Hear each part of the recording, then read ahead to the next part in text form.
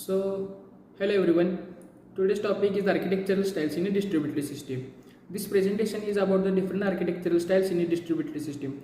With the focus on a traditional client server model, we will explore what are the types, styles, and working of the client server, its components, types, and finally we compare it with the general architectural styles.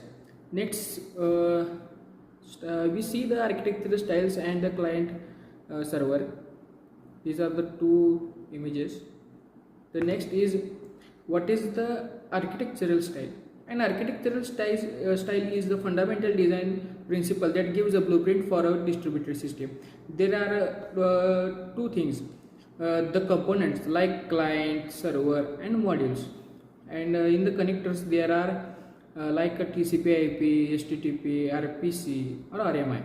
The purpose to ensure the clarity, modularity, and scalability, so the system is easy to build and manage and expand.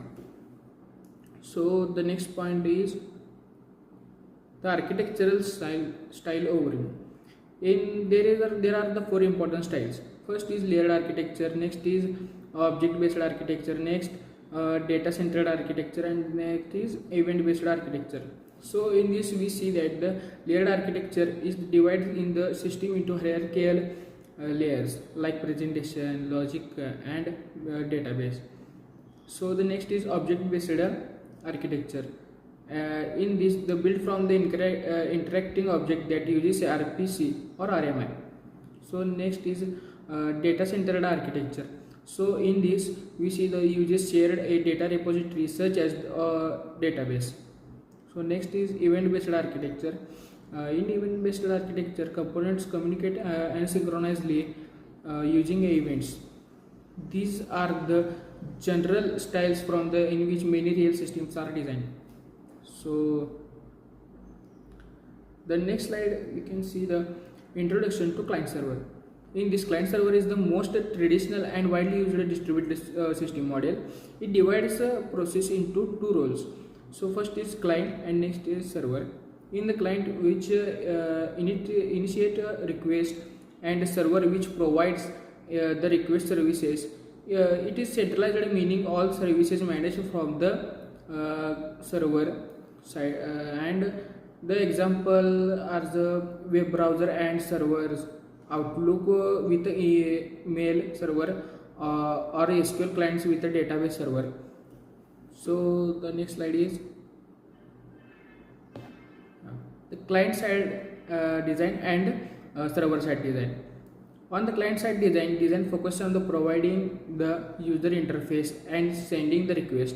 On the server side, the design focuses on the processing those requests and providing the data services, ensuring the security and the reliability. So together they form a full system. So the next slide, how client server works. The client server is a system works using a request reply protocol. This follows: a client sends a request, server processes it, and the server replies back. Protocol used are UDP, which is fast and reliable, and TCP/IP, which is slower but reliable. This structured communication is why client server is used to critical systems like web browsing, online banking, and search engines. The next is main components of client server. So the main components are client requests services and provide the user interface. Next is server processes request and ensure the reliability.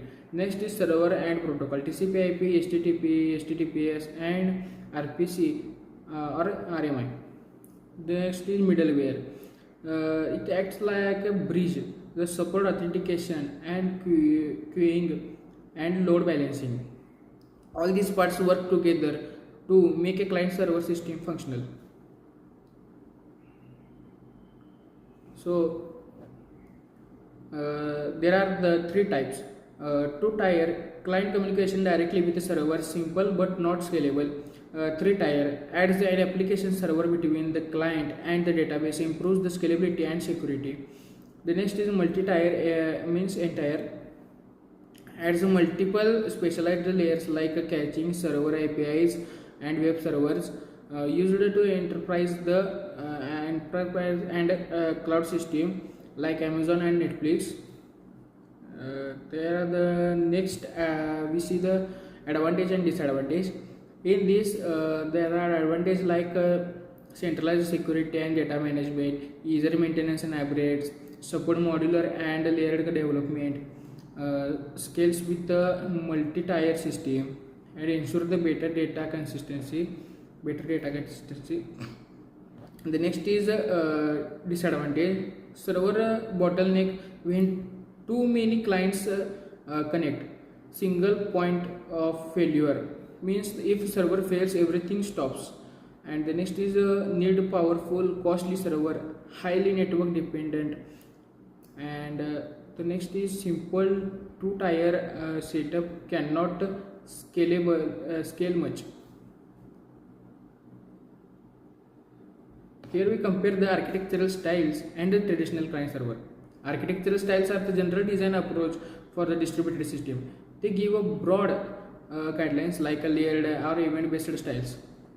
The traditional client server is a specific implementation model. It focuses on the centralized service delivery with client request and the server providing a usually over TCP/IP. So the styles are the blueprint, while the client server is the practical structure built from those principles. So conclusion is to conclude the architectural styles are the foundation of designing distributed systems, and the client server model is the most traditional and important implementation. It gives the structure modularity and centralized control, but suffers from a bottleneck and the single point of failure. These weaknesses has led to the evolution of a peer-to-peer and a hybrid models.